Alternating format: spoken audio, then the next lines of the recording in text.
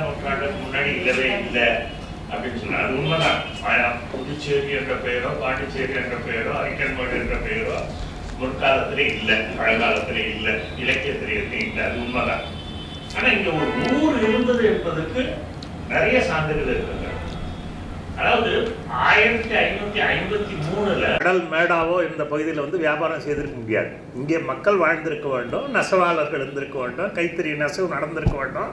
அவர்களுக்கு வேண்டிய பொருள்கள் வியாபார ஏற்றுமதிக்கு இறக்குமதிக்கான பொருள்கள் இங்கே கிடைத்திருக்க வேண்டும். அது செஞ்சி ஆட்சி பகுதியின் உள்ளே இது இருந்தாலும் இங்கே மக்கள் வாழ்ந்து ஒரு ஊர் இருந்திருக்கிறது.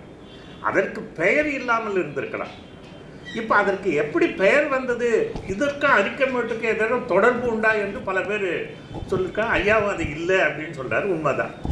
ஏன்னா பழங்காலத்தில் இருந்த துறைமுகங்களாக சோப்பட்னா, புதுக்கே, காமரா என்ற 3 குறிப்பிடப்பட்டிருக்கிறது கடல் பயணிகளால். அந்த காமரா என்பது காவேரி பட்டினம் என்று அறுதிட்டு விட்டார்கள். ஆனால் சோப்பட்மாவும் இந்த புதுக்கேவும் எது என்று யாராலும் நிரூபிக்கப்படவில்லை. கருதுகோள்களாக சோப்பட்மா வந்து மரக்காணமாக இருக்கலாம், புதுக்கே வந்து புதுச்சேரியாக இருக்கலாம் என்று சொல்லியிருக்கிறார். அரிக்கமேடு என்ற பெயர் பழங்காலத்திலே இல்லை என்றாலும் அந்த அரிக்கமேடு என்ற பெயர் எப்படி வந்தது என்று நாங்களெல்லாம் வரலாற்று ஆய்வாளர்களெல்லாம் சொல்லிக் கொள்வது இல்லைன்னா, அருகன் சிலை கிடைத்த மேடு அது அருகன்மேடு, அது அரிக்கன்மேடு என்றாயிற்று. ஆனால் இப்பத்திய கருதுகோள்களாக சில பேர் என்ன சொல்கிறாங்கன்னா, அரிக்கமேடு அரிக்கப்பட்ட கடல் அரிப்பினாலே ஏற்பட்ட ஒரு மேடு என்று அது அரிக்கமேடு என்றெல்லாம் சொல்லி கொண்டிருக்கிறார்கள்.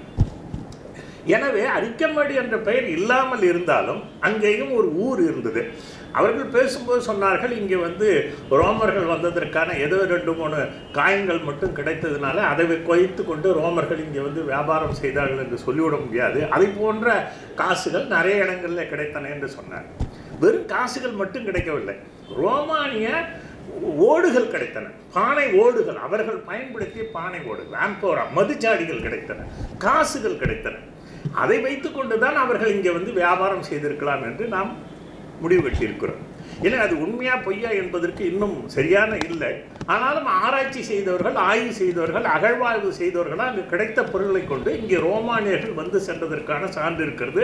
அவர்கள் இங்கே வியாபாரம் செய்திருக்கலாம். இது ஒரு எம்போரியமாக, அது ஒரு வியாபார தலமாக இருந்தது என்று சொல்லியிருக்கிறார். இந்த புதுச்சேரி என்ற நகரம் அல்லது ஊர் அல்லது கிராமம் எப்பொழுது தோன்றியது என்றால், நான் முன்னே சொன்னது போல 1553 இங்கே போர்த்துகீசியர்கள் வந்து 62 ஆண்டுகாலம் வந்துட்டு உடனே போயில்லை, 62 ஆண்டு காலம் தொடர்ந்து வியாபாரம் செய்தார். அதற்கு பிறகு ஒரு பிரெஞ்சுக்காரர் வந்தார், அதுக்கு பிறகு டச்சுக்காரர் வந்தார்கள், அப்புறம் டேனிஷ்காரர்கள் வந்தார்கள். இப்படி மாறி மாறி வந்து கடைசியாக 1673 பிரெஞ்சுக்காரர்கள் வருகிறார்கள். வந்து அவர்கள் தொடர்ந்து இருக்கிறார்கள். அதன் பிறகு ஆங்கிலேயர்களும் பிரெஞ்சர்களும் வருகிறார்கள். அப்போ இங்கே ஒரு ஊர் இருந்திருக்க வேண்டும். அதற்கான அடையாளமாக இடைக்காலத்தை மிடிவல் பீரியட், அதாவது பிற்கால சோழர் கால கோயில் இங்கே இருந்தது என்பதற்கான கல்வெட்டுகள் வெளியிடங்களில் கிடைக்கின்றன. இங்கே இல்லை, இங்கே இருந்தது இடிச்சிட்டதுனால அவற்றுக்கான கல்வெட்டுகள் சரியான ஆதாரங்கள் இல்லை. அதை பற்றியெல்லாம் புலவர் வெங்கடேசன் ஐயா அவர்கள் தான் சொல்ல முடியும். ஆனால் வெளியிடங்களில், வெளி கோயில்களில் அந்த இங்கே இருந்ததுக்கான கோயிலை பற்றி குறிப்புகள் காணப்படுகின்றன. எனவே இது பிற்கால சோழர் காலமானால் அது 15ஆம் நூற்றாண்டுக்கு முன்னதாக இருக்க வேண்டும். இவர் சொன்னது போல 15ஆம் நூற்றாண்டுக்கு முன்னதாக இங்கே ஒரு கோயில் இருந்ததற்கான அடையாளங்கள் இருக்கின்றன. கல்வெட்டுகள் வெளிக்கோயில்களில் கிடைத்திருக்கின்றன. அதனால தான் இந்த மிஷன் ஸ்ட்ரீட்னு சொல்லக்கூடிய அந்த தெருவுக்கு மிக பழமையான பேர் ரூய் த பகோத் என்று அவர்கள் பிரெஞ்சுக்காரர்களை குறிப்பிட்டிருக்கிறார். பகோத் என்றால் இந்து கோயில். அந்த இந்து கோயில் ஒன்று இருந்தது. அதற்கு பின்னாலே மறுபடியும் அது வேதபுரி ஈஸ்வரன் கோயில் என வேதம் அங்கே கற்பிக்கப்பட்டது. எப்படி பாகூரில் கற்பிக்கப்பட்டதோ, திருபுவனையில் கற்பிக்கப்பட்டதோ, அதே போல இங்கேயும் வேத பாடசாலைகள் இருந்ததுனாலே அது வேதபுரி ஈஸ்வரன் என்று குறிப்பிட்டார்கள். அதனால் அது பின்னாலே ரூய் வேதபுரி ஈஸ்வரன் என்ற பெயர் இருந்தது. எனவே இங்கே ஒரு ஊர் இருந்தது என்பது உண்மை. அதுக்கான பேர் என்ன என்பது தான் இப்போ கேள்வி. அப்படி பேர் இல்லை, புதுச்சேரியே என்று இங்கு இல்லை என்பது உண்மைதான். ஆனால் அது என்ன பேராக இருக்க வேண்டும் என்பதை பற்றி நம்முடைய தாவித அனுசாமி ஐயா அவர்கள் ஒரு கருத்து சொல்லியிருக்கார். ஐயா அவர்கள் சொல்கிறார்கள், பண்டிக்கேரி என்று இருந்திருக்கலாம், அது வண்டிக்கேரி, தெலுங்கர்கள் அவற்றை பண்டிக்கேரி என்று உச்சரித்திருக்கலாம் என்று ஒரு கருத்து சொல்கிறார். அதே போல தாவித அனுசாமி ஐயா ஒரு கருத்து சொல்கிறார், இது இங்கே பல்லத்தூர் என்ற பெயர்களே இருந்திருக்க வேண்டும்.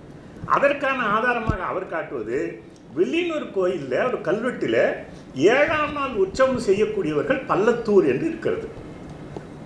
ஒழுகரை சொல்லுகிறார்கள், பல்லத்தூர் சொல்லுகிறார்கள், பாக்கடாம்பட்டு சொல்லுகிறார்கள், வில்லியனூர் சொல்லுகிறார்கள். அப்படி ஒரு பல்லத்தூர் என்று இதுவாக இருக்கலாம் என்று அவர் கருத்து சொல்கிறார். அதுக்கு இன்னொரு ஆதாரம் அவர் சொல்கிறார். பிரான்சா மர்தான் தன்னுடைய மெமோவார் என்ற நினைவு குறிப்புகளில் வந்தபோது இங்கே கடலோரத்திலே ஒரு மீனவர் கிராமம் மட்டும் இருந்தது என்று அவர் குறிப்பிட்டிருக்கிறார். அதை வைத்துக்கொண்டு இங்கே ஊரே இல்லை என்று எல்லாரும் முடிவெட்டி விட்டார். ஆனால் அதே குறிப்பிலேயே பின்னால் பிரான்சா மர்தான் சொல்கிறார், அந்த மேடான கடல் மேடான பகுதிக்கு பக்கத்திலே ஒரு பள்ளமான ஊர் இருந்தது, அங்கே குடிசைகள் இருந்தது, அதாவது ஊர் இருந்தது, கிராமங்கள் இருந்தது, அதாவது வீடுகள் இருந்தன, அங்கே விவசாய நிலங்கள் இருந்தன என்று பிரான்சா மர்தனை குறிப்பிட்டிருக்கிறார். இன்றைக்கும் உங்களுக்கு தெரியும், கடலோர பகுதி மேடாக இருக்கும், அதற்கடுத்து ஒரு பள்ளமான பகுதி இருக்கும், அதற்கடுத்து ஒரு மேடான பகுதி இருக்கும். நான் ஒரு 20 ஆண்டுகளுக்கு முன்னாலே குறிஞ்சி நகர் பகுதியில் வீடு கட்டிய போது என்னுடைய வீட்டினுடைய மாடியிலிருந்து கடலோரத்தை என்னால் பார்க்க முடிந்தது. உங்களுக்கு தெரியும், கோரிமேடு தெரியும், மேட்டுப்பாளையம் தெரியும். அப்போ அந்த பகுதியெல்லாம் மேடாக இருந்தது, கடலோரம் மேடாக இருந்தது. இன்றைக்கும் மழை பெஞ்சுன்னா இந்த இடையில் இருக்கிற நகர்ப்பகுதியில் தண்ணீர் நிரம்பிவிடும். எனவே பிரான்சா மர்தான் வந்து பார்க்கும்போது கடலோரத்தில் ஒரு மணல் மேட்டு பகுதியும் அதை அடுத்து ஒரு பள்ளமான பகுதியில் ஒரு ஊரும் இருந்தது என்று அவரே குறிப்பிட்டிருக்கிறார். இப்போதும் குமரகுரு பள்ளம் என்ற ஊர் இருக்கிறது. எனவே தாவீது அன்னசாமி என்ன சொல்கிறார், இது பல்லத்தூர் என்று வில்லியனூர் கோயிலில் குறிப்பிட்டிருக்கின்ற கல்வெட்டு பெயராக இது இருந்திருக்கலாம் என்று அவர் கருத்து சொல்கிறார். என்னுடைய ஆய்வில் நான் என்ன சொல்லியிருக்கிறேன், இது பல்லச்சேரி என்ற ஒரு பெயராக இருந்திருக்கலாம். அந்த பள்ளம் என்ற பெயரோடு சேரி என்ற பின்னொட்டு சேர்ந்திருக்கலாம். அதற்கு காரணம், அதற்கு நான் சொல்லுகின்ற உதாரணம், நம்மளுடைய பழைய பெயர்களில், சங்ககால பெயர்களில் யவனச்சேரி என்று இருந்திருக்கிறது. யவனர்கள் வாழ்கின்ற பகுதி யவனச்சேரி. பறையர்கள் வாழ்ந்தால் பறச்சேரி என்று இருக்கிறது. பிராமணர்கள் வாழ்ந்தால் பிராமணச்சேரி என்ற பெயர் இருக்கிறது. அப்போது சேரி என்ற பின்னொட்டு இருந்தது. இடைக்காலத்தில் திருபுவனை கல்வெட்டுகளில் சேரி என்ற பின்னொட்டோடு கிட்டத்தட்ட 23 பெயர்கள் இருக்கின்றன. நிறைய பெயர்கள், இப்போ நினைவுக்கு இல்லாது நிறைய பெயர்கள் இருக்கு. இன்றைக்கும் காரைக்காலில் தலைச்சேரி இருக்கிறது, இது மாஹேயில் தலைச்சேரி, காரைக்காலில் கோட்டுச்சேரி இருக்கிறது. அப்போ இந்த சேரி என்ற பின்னொட்டு நம்முடைய வழக்கத்தில் இருக்கிறது. 19ஆம் நூற்றாண்டுன்னு நினைக்கிறேன், 1800, எனக்கு சரியான நினைவு வரல, 1824 என்று நினைக்கிறேன். நம்ம ஆவண காப்பகத்தில் இருக்கின்ற ஒரு ஏட்டில் அதான் இல்லை என்பது அவருடைய கருதுகோள். இப்போது நான் வந்து இடையில வந்து இந்த கல்வெட்டுகளில் பார்த்தது போலவே, அந்த சேரி என்ற பெயர்கள் பார்த்தது போலவே ஆவண காப்பகத்தில் இருக்கின்ற ஒரு பட்டியலில் பார்க்குறேன். அந்த பிரெஞ்சுக்காரர்களை பற்றி ஊர்கள் குறிப்பிடும்போது தட்டோட்ட காலவாச்சேரி, பாக்கடையாம்பட்டு சேரி, சுண்ணாம்பு காலவாச்சேரி, புதுச்சேரி என்ற பெயர்கள் 19ஆம் நூற்றாண்டு குறிப்பேட்டில் இருக்கின்றன. எனவே இந்த சேரி என்ற பின்னொட்டை வைத்து நாம் பலகாலமாக பெயர் இங்கே வழங்கியிருக்கிறது. பழங்காலத்திலே நம்மகிட்ட இருந்திருக்குது, இடைக்காலத்தில் திருபுவன கல்வெட்டில் இருக்குது, 19ஆம் நூற்றாண்டு ஆவணத்தில் இருக்குது. எனவே இந்த பள்ளமான பகுதியை பல்லச்சேரி என்று சொல்லியிருக்கலாம். அவர் பல்லத்தூர் என்று கருத்து சொல்கிறார், நான் பல்லச்சேரி என்று கருத்து சொல்லுகிறேன். எனவே இதை போல இந்த ஊர் இருந்தது என்பது உண்மை, இவர் இல்லை என்று சுத்தமாக மறுக்கிறார். ஆனால் இருந்திருக்க வேண்டாம். அதற்கு இன்னொரு காரணம், இடைக்காலத்தில் இங்கே ஒரு கோயில் இருந்தது. அந்த கோயிலிருந்து சாமி சிலைகள் உழவர்கரை கோயிலுக்கு எடுத்துக்கொண்டு போயிருக்கிறார்கள். அதை ஆனந்தரங்க பிள்ளை குறித்திருக்கிறார். உழவர்கரை கோயிலுக்கு எடுத்துக்கொண்டு போய் அங்கு உற்சவம் முடிஞ்ச பிறகு அதை திருப்பி இங்கே கொண்டு வந்து நகர்வலம் செய்துவிட்டு அங்கே கோயிலே வைக்கிறார்கள் என்று அவர் குறிப்பிடுகிறார். நகர்வலம் செய்துவிட்டு என்று சொல்லும்போது அங்கே ஒரு ஊர் இருந்திருக்குவார். இன்றைக்கு ஒன்றா அது நகராக இருக்கலாம், அன்றைக்கு நகர் இல்லாமல் இருந்திருக்கலாம். ஆனால் ஒரு ஊர் இருந்திருக்கு. சுத்தமாக ஒன்றுமே இல்லை என்று நாம் சொல்லிவிட முடியாது.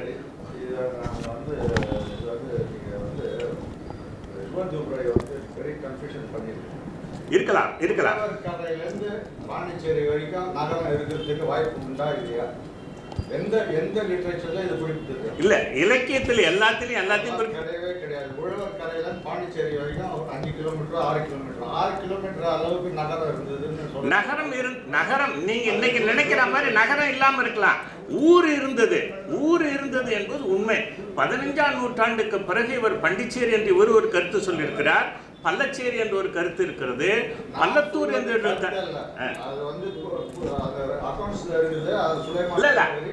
அவர் சொல்றது அவர் சொல்றது நீங்க எப்படி தெலுங்குக்காரர்கள் வந்து வண்டிச்சேரி வண்டியிலே பொருள்கள் வந்தனால வண்டிச்சேரி என்று அதான் அப்படி வண்டிச்சேரின்னு அந்த பேர் குறிப்பிட்டிருக்குது. கடலூருக்கு அடுத்து போர்ட் வந்து வண்டிச்சேரின்னு அதான் குறிப்பிட்டிருக்காங்க. அதையும் அவர்கள் நம்ம பள்ளச்சேரி என்பதையோ பள்ளத்தூர் என்பதை அவர்கள் மொழியில அந்த மாதிரி குறிப்பிட்டிருக்கலாம். வண்டி சொல்ல முடியாது. அது இன்ஸ்கிரிப்ஷன் பள்ளத்தூர் எங்க வேணா இருக்கலாம். பாண்டிச்சேரியில் இருக்கணும் ஒன்னா இருக்கு. அது அவர்களுடைய கருத்து. எனவே அவற்றை நாம் ஏற்றுக்கொள்கிறோம். உங்களுடைய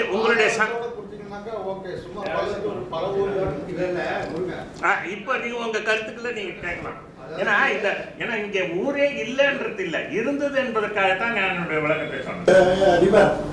நம்முடைய தெஞ்சி ரிவர் அந்த நோனாங்கொம்பர் ரிவர் எல்லாம் வந்து அது எங்கேயோ போனிச்சு அப்படின்னு சொல்றாங்க. சேட்டலைட்ல வந்து அது எங்கேயோ இருக்குன்னு சொல்றாங்க.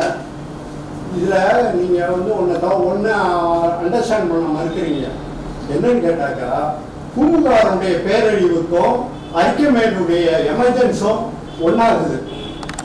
என்னுடைய interpretation என்னன்னு கேட்டீங்கன்னா, let me put my I understand your point of view, which is a traditional point of view.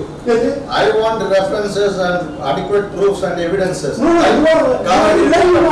you are relying on 17th century record. That is wrong. We are talking about 2000 years back. அப்ப உங்களுடைய கருத்தை நாங்க ஏத்துக்கிறோம். உண்மை அது. அவர் என்ன சொன்னாலும் இங்க பழைய காலத்துல ஒரு ஊர் இருந்ததுன்னு போதும். அவருடைய கருத்தை அவர் சொன்னார். நீங்க வேற ஏதாவது கேள்வி காவேரி பூம்பட்டினம் இருக்கு. It is in the literature. Please sir. Sir, Tumichira you would assign Buddhist culture in Haryana. Tumichira.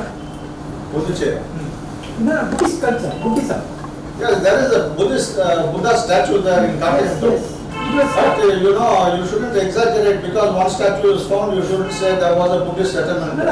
That is what the mistake made by Pattabhiraman, who was an assistant of Subodhubrai. M.Z. Pattabhiraman, what he told is that because Arikamedu is derived from Arkanmedu because Mahavira's disciples were doing some penance there. There is no evidence for all that. I will tell you. There is one Buddhist statue there. Kalyamanagathula one Buddhist statue touched. No, sir. A small Buddhist statue in the best size. It was excavated from Arihantupam and it was located in the park just opposite. It was not excavated from Arkanmedu.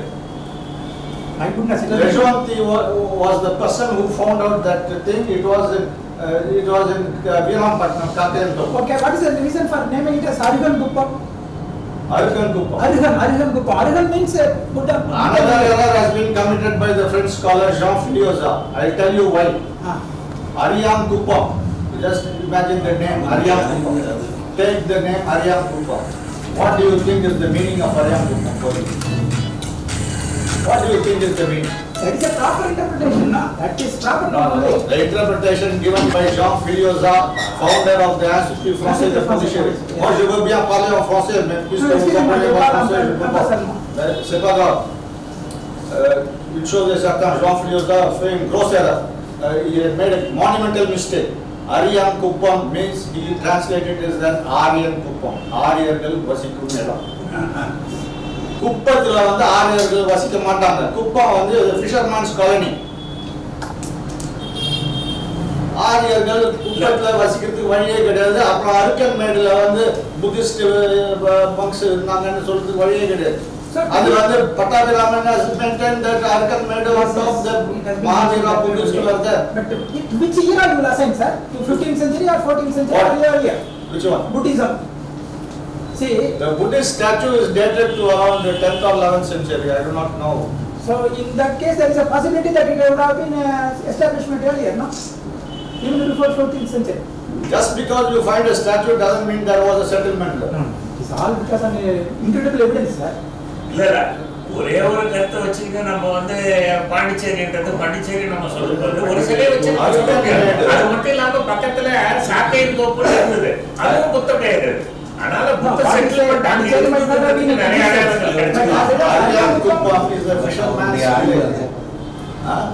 There is another interpretation for Arihantupam, Harikuppam. It is also there. But one thing I am telling you, I searched and searched for the meaning of Arayan Kuppam. And it is a pure Tamil word derived from Arayan Kuppam. Arayan means fisherman. That is nothing sanctity about that. So That was all the mistake made by the French scholars. I'm sorry to say, they are big men, they have established big institutes, but they make small mistakes like this, and I cannot help it. I have to point out, because in Tamil, Arayan means fisherman. இது Pure Tamil. ஒவ்வொருத்தரும் ஒவ்வொரு கருத்து ஐயா சொல்றாங்க. ஐயா ஆய்வு என்பது முடிந்த முடிவல்ல. ஒவ்வொரு ஆய்வாளரும் அவரவருடைய கருத்தை மேலோட்டமாக சொல்வார்கள். ஆனால் புதுச்சேரி என்பது திருவாமாத்தூர் கல்வெட்டிலே 10ஆம் நூற்றாண்டிலேயே ராஜேந்திரனுடைய முதல் ராஜேந்திரனுடைய காலத்திலேயே புதுச்சேரி, ஒழுகரை இந்த 2 சொற்களும் வருகின்றன திருவாமாத்தூர் கல்வெட்டிலே. நீங்கள் பாகூர் வரலாறு பாகூர் என்ற என்னுடைய புத்தகத்தை படித்து பார்த்தீங்கன்னா, பாகூர் எந்தெந்த ஊர்ல திருவதிகை, திருவாமாத்தூர், திருவண்ணாமலை, திருவந்திபுரம் போன்ற இடங்களிலே பாகூர் என்ற சொல்லே அந்த சொல்லை வருகின்றது. அது போன்று ராஜசெல்வம் சொல்வது போன்று பக்கத்து ஊரிலே இருக்கின்ற கல்வெட்டுகளையும் நாம் பார்க்க வேண்டும். நம்முடைய ஊரிலே இருக்கின்ற கல்வெட்டுகளை மட்டும் பார்த்தல் கூடாது. எனவே முதல் ராஜேந்திரன் சோழன் காலத்தில் கல்வெட்டிலே, திருவாமாத்தூர் கல்வெட்டிலே இந்த பாகு, புதுச்சேரி என்ற சொல்லும் ஒழுகரை என்ற சொல்லும் வருகின்றது. எனவே 10ஆம் நூற்றாண்டிலேயே புதுச்சேரி என்ற சொல் இருக்கிறது என்பது கல்வெட்டு வாசகம் என்பதை சொல்லி என்னுடைய நிறைவு செய்கின்றேன். நன்றி, வணக்கம். நன்றி ஐயா. As per the establishment of any religious temples in Pondicherry, sir. As per the establishment of any religious temple in Pondicherry. Pardon? As per the location of any religious or Hindu temples in Pondicherry. Yes. There was one statue which has been discovered when identified when they were building the sea wall. It was in a closed chest of stone, and it belongs to Raman and Lakshman. It is still there available in Vedapuriswara temple. That they say that it was excavated when the sea protection wall was constructed. So there is a scope for location of any temple, Hindu temple in this part of the place. But as Dr. Rajselvan said, there may be no scope of locating the name as Pondicherry or anything else. I agree. But as far as Ariyakuppam is concerned, there is every possibility that it has been in existence even before 15th century. You see, fishermen villages exist all over the coast, Solatama, Vaidikuppam, and all that. And why do you want to make Ariyakuppam into Arya's place? That is Spinoza, and beyond that, Juvadubai also has made some similar mistakes. He told that Arikamedu was a big Roman trading center and Roman governors were doing business. That are mentioned. It is not possible. There is no proof for all that. How can you say that there is no proof? The artifacts are carbon dating will be 2000 years back. Artifacts, Roman wine jar அடிச்சிருக்கு. That means that the wine produced at Rome was consumed by somebody in Ariyakuppam. I have told you that in the Roman geographer Strabo or Pliny or Pettinger tables, there is no reference to Ariyakuppam or. He may not have referred. That does not mean that this thing is, this argument is a lie. See, we have a concrete evidence that we have found Of course, there are references to Pandits sending embassies to Rome. Wait. I do not deny. Apart from the terracotta items, we have beads. Sir, And we have wine jar. Wine jar availability at Ariyakuppam. Abdina, who consumed that wine? And who produced the wine? The wine was produced locally or at Rome. If it was at Rome, and who brought it to Ariyakuppam? And the people who you should know that the Roman Empire fell on the 4th century. After 4th century, there is no Roman Empire. It may not be an empire. See, it may not be an empire. Carried on. The Romans and the Tamils. all the trade carried on by the so-called Roman Empire was by the Greeks and the Egyptians. Government said there is no, Yavana means Greek. See, In Tamil, Yavana we have Malakad Canal and Kodumanal These amphora jars and wine jars and everything you find all over the coast, including in Malabar coast, more than in Arikaman. Okay, yes. That shows that Roman settlement was there at Musiri, at West Coast. There is no Roman settlement, there is only trade. Trading point. Trading point. The differences between trading settlement and trading center, you should make it. Why do you want to make it a settlement? There was no Roman colonization of India. You need a deed. They just cannot come and occupy your place. When François Martin came to Pondicherry, he bought the land. There was a treaty with François Martin. It just didn't come there to occupy the land. It is after 17th century. It is after 17th century. It is after 17th century. Many things have changed. அப்போ Roman traders வந்து பூம்புகாருடைய problem எல்லாம் சொல்றாங்க tsunami disaster destruction of பூம்புகாருக்கு elaborate evidence இருக்கு சங்கம் லிட்டரேச்சர்ல one big street எவனா street Sangam literature, white Sangam literature did not refer to Arikamed. Yes. Arikamed originated after the destruction of Poompuhar. Sangam literature belongs to the Poompuhar period. Tamil literature is vast. It does not stop with Sangam literature. You got continuous literature up to the medieval period. There is no reference. There may not be any reference, but we have found, we are finding, still it is there. And it is also there in Alamkulam, it is there in Karaikadu, it is there in Bupura. I do not deny that there was some trade there carried on, but it should not exaggerate. Not exaggerate, but a significant trade there. Roman settlement இல்லைன்னு சொல்றது வேணா நம்ம ஏத்துக்கலாம். ஆனா ரோமர்கள் இங்க வந்து அல்லது யவனர்கள் இங்க வந்து அல்லது ஐரோப்பா கண்ட்ரியில இருந்து இங்க வியாபாரிகள் இங்க வந்து வியாபாரம் செய்தாலும் மறுக்க முடியாது. ஏன்னா மதுச்சாடி மட்டும் கிடைக்கல, அங்க ஓடுகள் கிடைச்சிருக்கு, காயின்ஸ் கிடைச்சிருக்குது, நிறைய சான்றுகள் கிடைக்கிறது. அதனால அவர்கள் வந்து இங்க வியாபாரம் செய்தார்கள். According to you, Roman coins வச்சிட்டு wine jars வச்சிட்டு அப்ப அதெல்லாம் செட்டில்மெண்ட் கிடையாது. அதான் சொல்றாரு, செட்டில்மெண்ட் இங்க இல்லைன்றாரு. ஆனா வியாபாரமாக அவர்கள் இங்க வந்தார்கள், இது ஒரு வியாபார தலமாக ஆட்சி செய்த மாதிரி கருத்து இல்லை. அதெல்லாம் மறுக்கிறார்.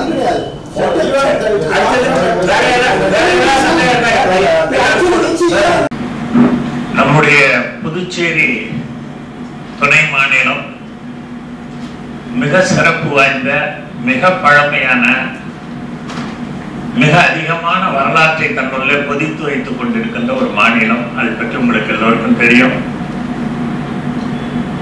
இந்த சிறப்புக்கு காரணம், இது ஏதோ இன்றைக்கு நேற்று ஒரு காலத்தில் வரலாற்றிலே இந்த புதுச்சேரி என்றே ஒன்று இல்லை என்று முதலிலே சொல்லிக் கொண்டிருந்தார்கள்.